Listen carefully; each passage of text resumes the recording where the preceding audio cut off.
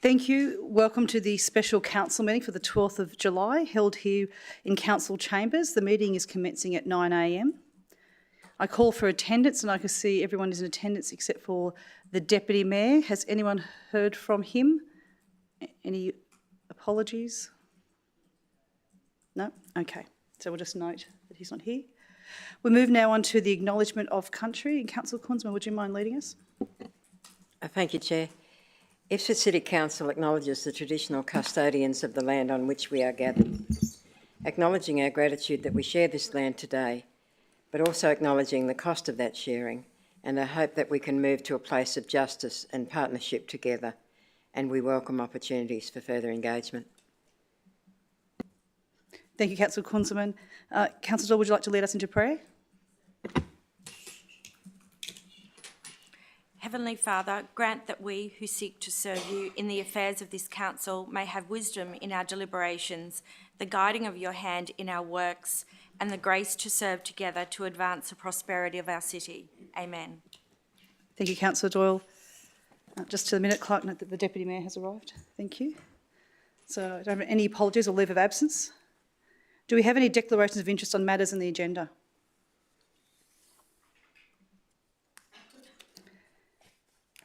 There being none, we'll move on to item 6.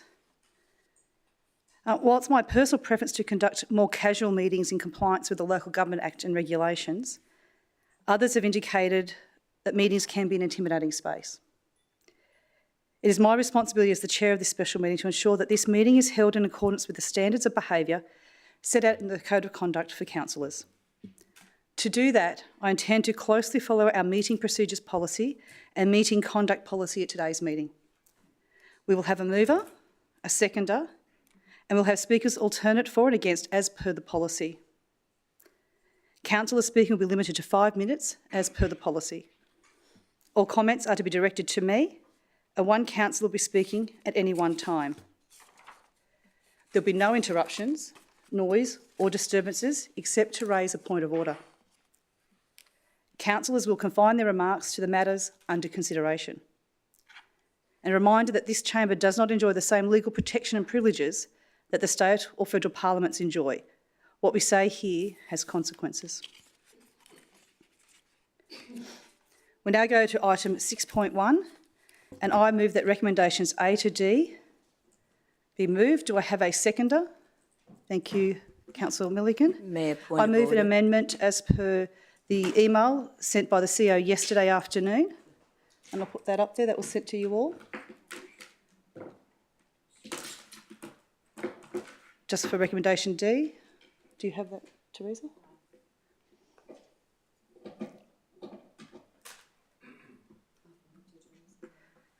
Thank you. I'll just change that. Recommendation D will change to that, having considered the community sentiment on the renaming and suggested option, the council authorises the CEO to name the denamed bridge, Springfield Central, and the denamed drive, Yamanto, after consulting with and on advice from the Yuggera people Native Title Party, and for the interim, the signs for the drive to remain in place. Does the seconder agree to that? Yes, thank you, Mayor. I will just ask for the record to be corrected. It has the wrong seconder listed.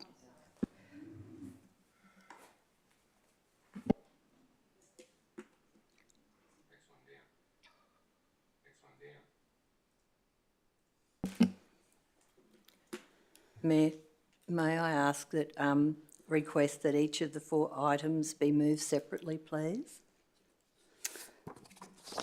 Just looking at our points of order. So you're moving the motion vote that the items be moved separately? Yes, please. Yep. I'll put that matter to the vote. Those in favour, please raise your hand. Councillor Madsen, Councillor Ireland, Councillor Johnnick and Councillor Tully voted for. Those against? Myself, Councillor Kunzman, Councillor Milligan, Councillor Fechner, Councillor Doyle, that motion is lost. They will be moved together in batch. I will now speak to as the mover. The backlash from our community the last 12 days does not surprise me. Dismissed councillors naming council assets after themselves was a big election issue in 2020, and I'm still asked every day, when are you changing the names? so I was not surprised from the backlash. The Queensland Times conducted candidate forums during the campaign, and all the mayoral candidates and the candidates for Division 1, 3 and 4 were asked for their stance on the issue. Every single mayoral candidate voted to change the name of council assets, including a dismissed councillor. In total, 6 people in this chamber told our community during the election campaign that they would remove the names. I called for a report in 2020 to list all the council assets named after dismissed and convicted councillors, and if they could be renamed under our procedures. This report was shared with the community. Last year I approached the other 5 councillors and let them know that by the end of the year we would have to fulfil our election commitment and be accountable to the community for our election commitment. I moved a mayoral motion on the 9th of December 2021 to dename the Paul Pasali Bridge and Pasali Drive. All 9 councillors voted in line with their commitments during the election, and I praise them for following through. The vote that was before us on the 30th of June was the renaming of the bridge and road, not the re-prosecution of the denaming. Over the last 12 days, our community has made their views abundantly clear. They do not want the Pasali name put back up. We are here today to listen to and act on our community's views and follow council procedure on city assets that bear the Pasali name. I'm aware that aspects of this incident are being assessed by the Office of the Independent Assessor, and I welcome their scrutiny. I ask that councils respect the process of the Office of the Independent Assessor and do not say or do anything to compromise their assessment. We need to remember the reasons why we're in this position. Our city was rocked to its core in 2017 following the arrest of former Mayor Paul Pasali on a range of fraud and corruption charges. He was found guilty and convicted of fraud, official corruption, extortion, and disturbingly, counts of sexual assaults.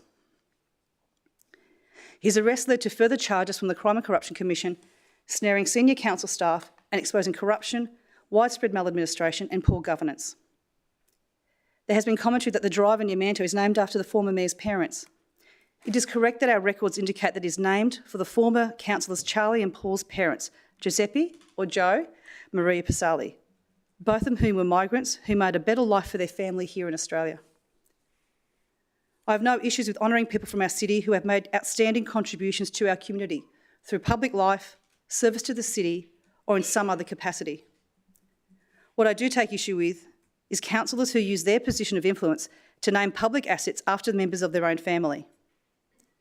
While I don't doubt Charlie Pasali's genuine love for his parents, I have serious concerns about the integrity of the decision-making process. Arguments that a conflict of interest weren't an issue are misleading. The Local Government Act at the time of the decision required councils to make material personal interest disclosures when dealing with matters involving direct family members gaining a benefit. Clearly, when nominating his own mother and father for the honour of having a street named after them, this would trigger a material personal interest disclosure from Charlie Pasali. There appears to have been no such declaration at the time, and I note that Councillor Paul Tully was the Planning Committee Chair at the time. When Council decided to dename Paul Pasali Bridge, our naming procedure allowed it as he had been convicted of a crime. The naming procedure is different if the person has not been convicted. The procedure states that 75% of the landowners have to agree. Council accepted that Pasali Drive in Yamanto was in fact named after Joe Maria Pasali and followed that naming procedure. All landowners were contacted. All but one responded. All the landowners who responded wanted the name changed. Some told me it was embarrassing and they can't wait for it to change. Today is our opportunity to listen to our community's very clear views. I want to thank every resident who has been in touch to relay their concerns. Your voices have been heard loud and clear. I also want to thank the member for Ipswich, Jennifer Howard, the Attorney General, Shannon Fentiman, Opposition Leader David Crisafulli, and Premier Anastasia Palaszczuk for their clear and strong leadership on this issue. I move that the recommendations A through to D be adopted. Does the seconder wish to speak or reserve their right? No, thank you, Mayor. Beg your pardon? No, thank you. Thank you. Do I have someone who wishes to speak against the motion? Thank you, Councillor Tully. Yeah, thank you, Mayor. I just have an issue, and it's unfortunate that Council has voted not to take each one of these items separately. If we had, I would have supported A, B and C. I have a concern with paragraph D in relation to the delegation to the amended paragraph D. the delegation to the CEO, there's no requirement for consultation after that initial consultation process with councillors. And I don't believe, given the public interest in this particular matter, that we should delegate our powers to approve names for both of those, the bridge and the road. I certainly don't want to read in the newspaper what the names were, because there's no requirement in paragraph D for that to have any consultation with councillors. And I think the fact of the matter is that there is considerable public interest in this, and I think we as a mature council should be involved in that process to make the final decision. So, as I said, I support paragraphs A, B and C. I support the consultation process in the amended paragraph D, but not the final decision-making process. So I will move an amendment to delete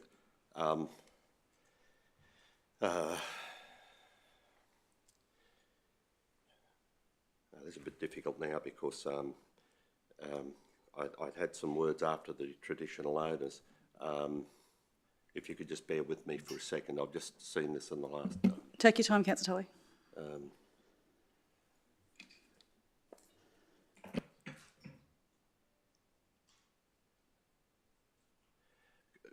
Perhaps I could move an amendment that to delete the words authorises the CEO, and I think that would achieve the purpose, so that and it would read the council, to take the word "to" out as well. Council name the D-name after consulting with and advice from the Yuggera people and so on. And I agree with the rest of that. I think it's, I'll formally move that amendment, and can I just say, as a precursor to that, before you call for a seconder, I think it's very important that we have a final decision made by a full council meeting, and not by, and I've got the greatest respect for the CEO, but I think this matter has been before council for a long period of time, and it would be much more proper for the final decision to be made in public at a council meeting by this council. Thank you. Do I have a seconder? The Councillor Ireland.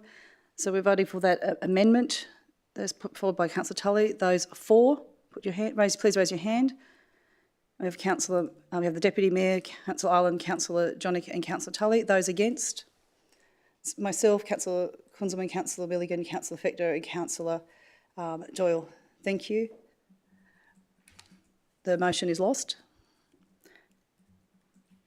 I'll let you continue on with your speaking points. I'd just say, Mayor, and I'll make it clear and on the public record that I support paragraphs A, B and C, but I'm required to vote according to the council decision on all 4 items. I can't accept item D, so I don't propose to vote against any of those items, but I will abstain because I really believe that the council should have segmented those 4 separate and distinct items so that the true effect of each of the decisions was made, rather than being put into a position of having to support something that I don't support. Even though I support 3 of those items, I'm strongly against the wording of paragraph D. Thank you, Councillor Tully. Anyone else to speak for? Yes, Councillor Madsen. I'll be voting for this today. I'm a bit disappointed we couldn't split them up. I think that would have allowed people to have their views on each item recorded, and that would be a better meeting outcome. I don't want to labour the point, Mayor, but I have no recollection of that being a question at the QT candidate forum, so I reject your assertion this morning. Furthermore, no recollection of you discussing this with me prior to the meeting in December. That's my views on what occurred. I have to correct the record because that's not anything that I recall. Happy to talk to you about it later. I think it's clear that we need to go to some couples therapy. Other than that, looking forward to getting on with the job and dealing with other matters. Yeah, I've raised the things I'm disappointed about this morning. I think that's clear. Thank you, Deputy Mayor. Do we have anyone else against that would like to speak? Yes, Councillor Ireland. I agree with Councillor Madsen that I was at the same forums that he was at for candidates, and I don't recall that question being put to us at any of our candidate items. And for the same reason that I asked that each of the items be moved separately, I'll be abstaining from the vote. Thank you. Thank you. We've now had 2 people speak for and against it. I put that we put the matter to the vote. Those in favour of putting the matter to the vote, please raise your hand. Myself, I see it's unanimous in the room. In that case, as a right of reply before we go to the vote, I thank you, councillors, for your contributions to the debate. Before taking the vote, I'd like to exercise my right to reply. I'd like to share with you some feedback from residents that we've had the last few days since the ordinary meeting. Rosalind from Salliers Crossing wrote, "I find it difficult and disheartening to hear that council voted to reinstate his name. We have a moral imperative to show respect and compassion to those who were assaulted and compromised by this man. The idea of having to reinstate his name is reprehensible." I have Romain, who has written, "I heard about the overturning of the decision. I write to express in the strongest terms my outrage and abhorrence. I find it incomprehensible that we would reinstate on city assets the name of someone convicted and currently serving jail time for fraud, corruption and sexual assault. The decision is an embarrassment and I feel ashamed to be part of a city that would do this." And finally, Alex, who wrote, "I'm absolutely flabbergasted that in this day and age, we would continue to allow sex offenders to have anything named after them, including a bridge or a street in my area that I drive past regularly." And Alex continues, "Leadership requires making choices that amplify voices that are marginalised, like women and victims of crime. And the morally right choice is not always the most popular choice with those in privileged positions."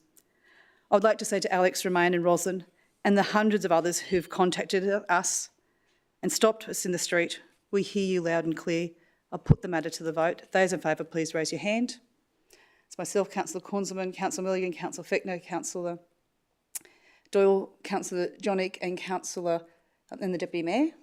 Thank you. Those against? There are nil against. Abstain? Councillor Ireland, Councillor Tully have abstained. Thank you very much. That's the end of the meeting, and the meeting closes at 9:17. Thank you very much.